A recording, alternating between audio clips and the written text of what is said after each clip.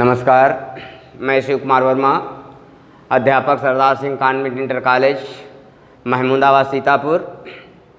तो कक्षा 12 विषय भूगोल खंड खा अध्याय 3 मानव विकास का वीडियो नंबर 4 हम आपको पढ़ाएंगे। तो इसमें आपका टॉपिक है जनसंख्या वृद्धि का पर्यावरण और विकास पर प्रभाव। तो जनसंख्या वृद्धि का पर्यावरण और विकास पर अत्यंत प्रभाव पड़ता है। ज्यों-ज्यों जनसंख्या बढ़ रही है त्यों-त्यों आज समस्याएं उत्पन्न हो रही हैं। तो उन्हीं समस्याओं की चर्चा हम करेंगे इस टॉपिक में, जनसंख्या व खाद्य सामग्री में असंतुलन। पहला है जनसंख्या व खाद्य सामग्री में असंतुलन।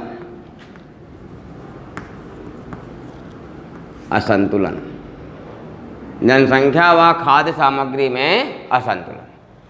अब देखें भैया, बढ़ती हुई जनसंख्या को अधिक खाद्यान्न होना नितांत आवश्यक है। तो ये एक संकट का विषय है वर्तमान में। अब देखें, ज्यों-ज्यों जनसंख्या बढ़ी त्यों-त्यों कृषि योग्य भूमि का विकास किया गया, जंगलों को नष्ट किया गया। लेकिन अब क्या है कि अब कोई ऐसी भूमि देश में नहीं पड़ी है जिससे हम कृषि योग्य भूमि का विकास कर सकें या कृषि योग्य भूमि को हम बढ़ा सकें। लेकिन जनसंख्या दिन पर दिन बढ़ती हुई जा रही है, जिससे खाद्य संकट उत्पन्न होने के जह कगार पर भारत ही नहीं समझिए संपूर्ण विश्व पहुंच रहा है। साधन सीमित हैं और अर्थशास्त्र में कहा जाता है कि साधन सीमित हैं और आवश्यकताएं असीमित हैं। तो सीमित साधनों के द्वारा असीमित आवश्यकताओं की आपूर्ति नहीं की जा सकती है। तो इसी प्रकार से भूमि का जो क्षेत्रफल है वो सीमित है, वो निर्धारित है एक सीमा में। अब हम उसको घटा बढ़ा नहीं सकते हैं। लेकिन जनसंख्या दिन पर दिन बढ़ती हुई जा रही है। तो खाद्य सामग्री, खाने की सामग्री जैसे राशन है, तो इनकी समस्याएं उत्पन्न हो रही हैं। ज्यों-ज्यों जनसंख्या बढ़ेगी त्यों-त्यों क्या होगा कि असंतुलन की स्थिति उत्पन्न होगी। किसी को गेहूं मिल रहा है, चावल नहीं मिल रहा, किसी को चावल मिल रहा है, गेहूं नहीं मिल रहा, किसी को दाल मिल रही है। ऐसी कंडीशन उत्पन्न हो रही है। ये सब जनसंख्या वृद्धि का रीजन है। दूसरा बेटा आपका बिंदु आता है प्राकृतिक संसाधनों तथा जनसंख्या में असंतुलन। दूसरा है प्राकृतिक संसाधनों तथा जनसंख्या में असंतुलन।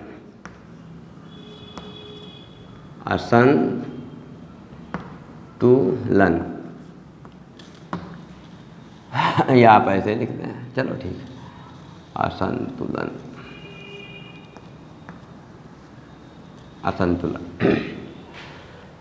तो तेजी से बढ़ती हुई जनसंख्या से आज क्या भैया, प्राकृतिक संसाधनों पर अत्यधिक दबाव बढ़ रहा है। जो जनसंख्या बढ़ रही है त्यों भरण पोषण की आवश्यकता बढ़ रही है। इसलिए प्राकृतिक संसाधनों वाणिज्य महत्व को अधिक आंका जा रहा है। पर्यावरण की उपेक्षा की जा रही है। वन्य जीव जंतुओं, मछलियों का बड़े पैमाने पर विनाश किया जा रहा है। वनों का विनाश किया जा रहा है। प्राकृतिक संसाधनों तथा जनसंख्या के मध्य संतुलन बिगड़ने से अनेक पर्यावरणीय समस्याएं उत्पन्न हो रही हैं, जैसे प्रदूषण है, भूक्षरण है, बाढ़ है, सूखा है। ये बहुत सारी समस्याएं जनसंख्या वृद्धि से उत्पन्न हो रही, क्योंकि प्रकृति का संतुलन बिगड़ रहा। हमने क्या किया, भरण पोषण के लिए मछलियों का अधिक शिकार करना प्रारंभ कर दिया है, अनेकों प्रकार के जंगली जीवों का हमने शिकार कर लिया है, कृषि योग्य भूमि का विस्तार करने के लिए हमने वनों का विनाश किया है, जिससे प्रदूषण की समस्या उत्पन्न हो रही है। एक स्थान से दूसरे स्थान को जाने के लिए हमने यातायात साधनों का विकास किया है, जिससे निकलने वाला धुआं पर्यावरण को दूषित कर रहा है, वायु प्रदूषण को, ध्वनि प्रदूषण को जन्म दे रहा है।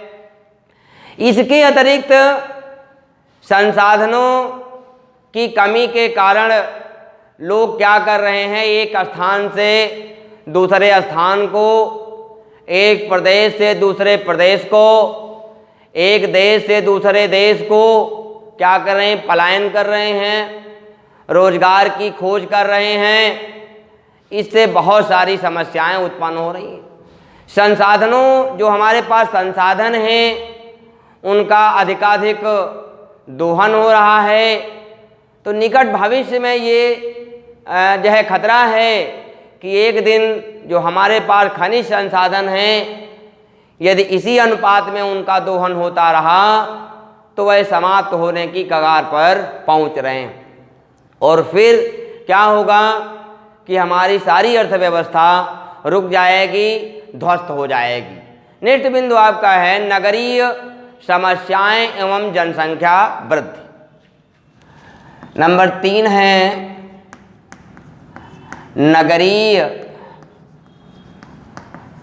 समस्याएं एवं जनसंख्या वृद्धि। नगरीय समस्याएं एवं जनसंख्या वृद्धि। तीव्र जनसंख्या वृद्धि के कारण ग्रामीण क्षेत्रों से नगरीय क्षेत्रों में जनसंख्या के स्थानांतरण के कारण देश में नगरीय क्षेत्रों में विशेष रूप से जो महानगरीय क्षेत्र हैं, उन पर जनसंख्या का दबाव बढ़ता हुआ जा रहा है। आज हम देखते हैं कि गांवों से लोग शहरों की ओर पलायन कर रहे हैं, जो झुग्गी झोपड़ियों में, किसी नाले के किनारे, गंदगी में क्या कर रहे हैं कि ये निवास कर रहे हैं। शहरों में बड़े पैमाने पर कूड़ा करकट एकत्र हो रहा है, जो स्वास्थ्य के लिए समस्या उत्पन्न कर रहा। नगरीय क्षेत्रों में सबसे बड़ी समस्या पेयजल की है। लोगों को स्वच्छ पेयजल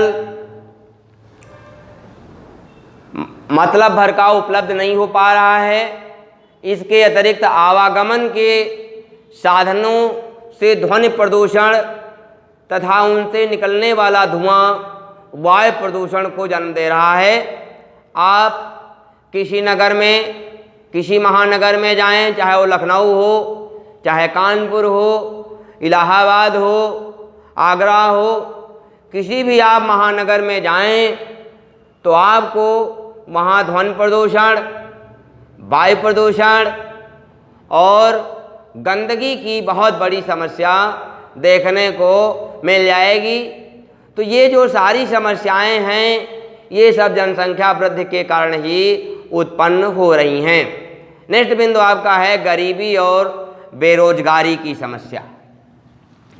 नंबर 4 है गरीबी और बेरोजगारी की समस्या। ज्यों-ज्यों जनसंख्या बढ़ रही है, त्यों-त्यों गरीबी और बेरोजगारी की समस्या बढ़ रही है। जनसंख्या वृद्धि के कारण हमारे देश में ग्रामीण अर्थव्यवस्था लड़खड़ा रही है। इसके परिणाम स्वरूप गरीबी रेखा से नीचे यापन करने वाले लोगों की संख्या बढ़ती जा रही है।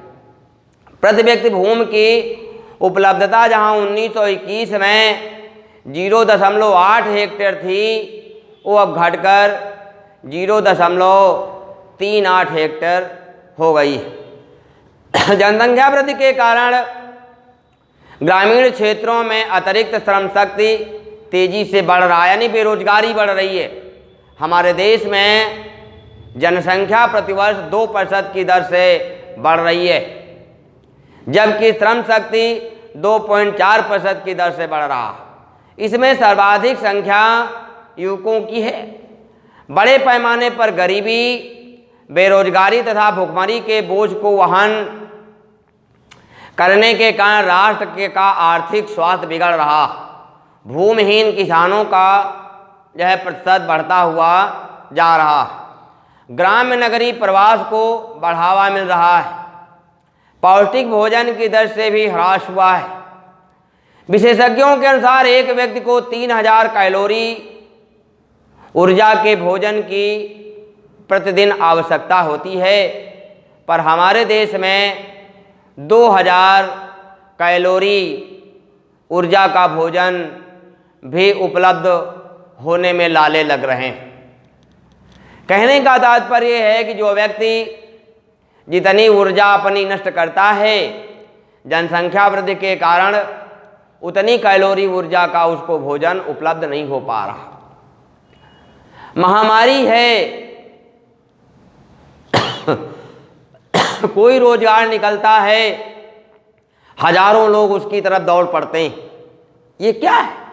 ये जनसंख्या वृद्धि का ही तो रीजन है। अच्छी शिक्षा प्राप्त करने के लिए संस्थान उपलब्ध नहीं हो पा रहे हैं, लोगों को अच्छी स्वास्थ्य सेवाएं उपलब्ध नहीं हो पा रही हैं। ये सब जनसंख्या वृद्धि का रीजन है। आज हम कहीं इलाज कराने जाते हैं, किसी अस्पताल में हमको लंबी लाइन लगी मिलती है, पीछे खड़े होते हैं। किसी विद्यालय में हम एडमिशन करवाने जाते हैं, वहाँ एंट्रेंस एग्जाम है। सबसे पहले आप एंट्रेंस अपना दें, क्योंकि वहाँ पर सीटें लिमिटेड हैं। लेने वाले मांगने वाले लोग बहुत हैं। ऐसी स्थिति में उस लिमिट भर ही हम लोगों को शिक्षित कर सकते हैं। तो ये बहुत सारी समस्याएं जनसंख्या वृद्धि से उत्पन्न हो रही हैं, चाहे वो खाद्य सामग्री हो, स्वास्थ्य सामग्री हो, शिक्षा सामग्री हो, यातायात व्यवस्था। बढ़ती हुई जनसंख्या से यातायात की भी समस्या उत्पन्न हो रही है। आज हम कहीं यात्रा पर निकलते हैं, चाहे ट्रेन से जाएं, 4 दिन 8 दिन पहले हमको अपना टिकट बुक कराना पड़ता है, अपनी सीट बुक करानी पड़ती है। यदि हम सीट नहीं बुक कराते हैं तो हमें स्टैंडिंग में जाना पड़ता है। ये सब जनसंख्या वृद्धि का ही रीजन है। किसी भी संस्थान में हम जाते हैं, लाइन लगी हमको मिलती है। ऐसा क्यों है? ऐसा जनसंख्या वृद्धि के कारण है। अब नेक्स्ट बिंदु बेटा हम आपको पढ़ाएंगे जनसंख्या वृद्धि एवं ऊर्जा संकट। नंबर 5 है जनसंख्या वृद्धि एवं ऊर्जा संकट। तो जनसंख्या की वृद्धि न केवल खाद्य संकट, बेरोजगारी ये उपलब्ध कराया है, बल्कि ऊर्जा संकट भी उत्पन्न हो रहा है। आज भोजन पकाने के लिए हमें प्राकृतिक गैस की आवश्यकता होती है। कारखानों को चलाने के लिए हमें ऊर्जा की आवश्यकता होती है। घरेलू कार्यों में प्रकाश के लिए भी हमको ऊर्जा की आवश्यकता होती है। जो हमें लाइट 24 घंटे मिलना चाहिए, सरकार ने तो घोषणा किया है कि 18 घंटे ग्रामीण क्षेत्रों में लाइट आनी चाहिए, लेकिन मेरी समझ से 10-12 घंटे आ जाए तो बहुत है। अनाज को पकाने के लिए लकड़ी की आवश्यकता। इनसे क्या होता है? वनों का विनाश हो रहा है और पर्यावरण क्या हो रहा है? दूषित हो रहा। कहने का तात्पर्य है कि ज्यों-ज्यों जनसंख्या बढ़ रही है, वनों का विनाश हो रहा है, इसके साथ साथ ऊर्जा संकट, आज पेट्रोलियम पदार्थों के इतने ज़्यादा मूल्य बढ़ गए हैं कि इससे जो लोग यातायात करते हैं या जो लोग खेती करते हैं उनके सामने बहुत बड़ी समस्या उत्पन्न हो रही है, बहुत बड़ी समस्या से वह लोग गुजर रहे हैं। जो लोग यातायात कर रहे हैं यानी जो लोग यातायात करते हैं बहुत ज़्यादा उनको भाड़ा चुकाना पड़ता है। जो लोग खेती करते हैं उनको पेट्रोलियम पदार्थों को खरीदने में ढेर सारा पैसा लगाना पड़ रहा क्योंकि उसकी मांग अधिक है। इकोनॉमिक्स में दिया गया है कि मांग पर ही वस्तु की मूल्य निर्धारित होती है। वस्तु की मांग अधिक होगी, आपूर्ति कम होगी तो क्या होगा, उसका मूल्य बढ़ जाएगा। आपूर्ति अधिक है, मांग कम है, वस्तुओं का मूल्य गिर जाएगा। तो जनसंख्या वृद्धि से हर वस्तुओं का क्या है, मांग बढ़ रही है। उसके साथ साथ क्या होता है कि वस्तुओं के मूल्य बढ़ रहे हैं। जब मांग बढ़ेगी, आपूर्ति कम होगी, मूल्य बढ़ेगा। नेक्स्ट बिंदु आपको हम आगे पढ़ाएंगे, भारत में स्त्री साक्षरता कम होने के कारण। नेक्स्ट बिंदु है भैया आपको, भारत में स्त्री साक्षरता कम होने के कारण। अब इसको हटा देते हैं।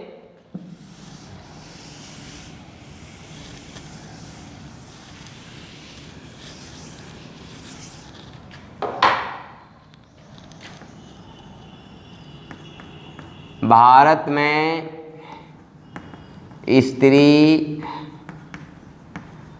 साक्षरता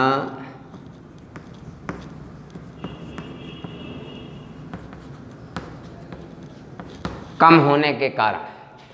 भारत की कुल जनसंख्या का एक बड़ा भाग सामाजिक आर्थिक रूप से अति पिछड़ी अवस्था में मिलता है, जहां महिलाओं की उपेक्षित स्थिति तो मिलती ही है, साथ ही उनकी शिक्षा की ओर कोई ध्यान नहीं दिया जाता। समाज में इस पिछड़े वर्ग में साक्षर होने को वरीयता न मिलकर अपनी आजीविका की व्यवस्था करने की यह प्राथमिकता मिलती है, जिसके कारण पुरुष व महिलाएं दोनों ही रोजगार में संलग्न मिलते हैं। दूसरी ओर मुस्लिम समुदाय सहित अनेक भारतीय सामाजिक वर्गों में पर्दा प्रथा का प्रचलन मिलता ही है, साथ ही उनके घर से बाहर निकलने पर भी प्रतिबंध देखने को मिलता। इन्हीं कारणों से भारत में साक्षरता का स्तर क्या है, निम्न है। महिलाओं को घर के बाहर नहीं निकलने दिया जाता है, उनको चारदीवारी के अंदर बंद करके रखा जाता है, उनसे पर्दा करवाया जाता है, उनकी शिक्षा पर रोक लगा दी गई है। तो इसलिए आज हम देखते हैं कि अन्य देशों की तुलना में भारत में साक्षरता का प्रतिशत कम पाया जाता है। नेक्स्ट बिंदु आपको पढ़ाएंगे, भारत में विकास अवसरों, उपेक्षाओं तथा वंचनाओं का मिश्रण पाया जाता है। तो भारत में विकास के अवसरों, उपेक्षाओं एवं वंचनाओं का मिश्रण मिलता है। इस देश के महानगरों में निवास करने वाले कुछ लोग जीवन की प्रत्येक प्रकार की सुख सुविधाओं का आनंद लेते हैं। जो लोग धनी हैं, जिनके पास पैसा है, वह लोग सभी प्रकार की सुख सुविधाओं का आनंद लेते हैं, जबकि ग्रामीण बस्तियों में रहने वाले विशाल जनसमूह तथा नगरों की मलिन बस्तियों में रहने वाले लोगों को पेयजल, शिक्षा एवं स्वास्थ्य जैसी आधारभूत सुविधाएं भी उपलब्ध नहीं हो पा रही। अनुसूचित जातियों, अनुसूचित जनजातियों, भूमिहीन मजदूरों, गरीब किसानों एवं गंदी बस्तियों में रहने वाले लोगों की स्थिति बहुत ही चिंताजनक है। इनको आधारभूत सुविधाएं भी उपलब्ध नहीं हो पा रही हैं। उल्टा सीधा खाना, झुग्गी झोपड़ियों में ये लोग निवास करते हैं। निवास करने के लिए बेटा विवश हैं, क्योंकि इनके पास पैसा नहीं है, किसी प्रकार से अपना पेट पालते हैं। स्त्री जनसंख्या का एक बड़ा भाग सर्वाधिक कष्ट में अपना जीवन व्यतीत कर रहा है। यदि घरों में पंखा है तो लाइट नहीं तो किसी के वहाँ कनेक्शन ही नहीं है, क्योंकि पैसा नहीं है। ऐसी स्थिति में पंखे की व्यवस्था कैसे हो पाए? मकान तो बन नहीं पाया है तो पंखा कैसे हो? तो काफ़ी यानी महिलाएं जो हैं, बहुत बड़ा भाग जो महिलाओं का है, उनका जीवन बहुत ही कष्टप्रद है। अब भैया आपको इस लेसन का नेक्स्ट बिंदु हम पढ़ाएंगे, लास्ट बिंदु पढ़ाएंगे स्वच्छ भारत अभियान।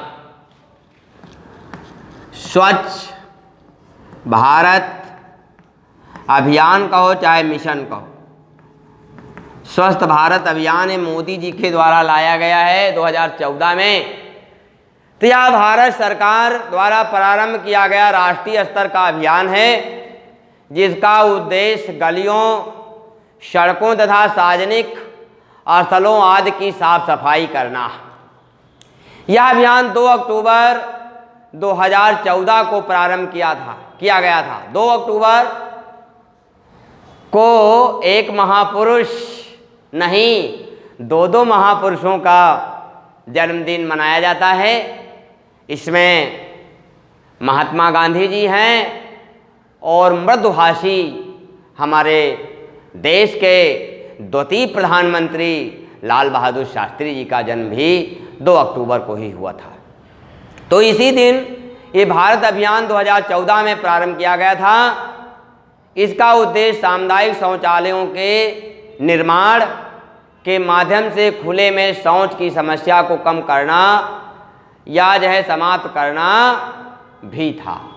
तो इस प्रकार से ये लेसन हमने आपका समाप्त कर दिया है। अगले वीडियो में अगला लेसन लेकर के हम आपके समक्ष फिर उपस्थित होंगे। धन्यवाद।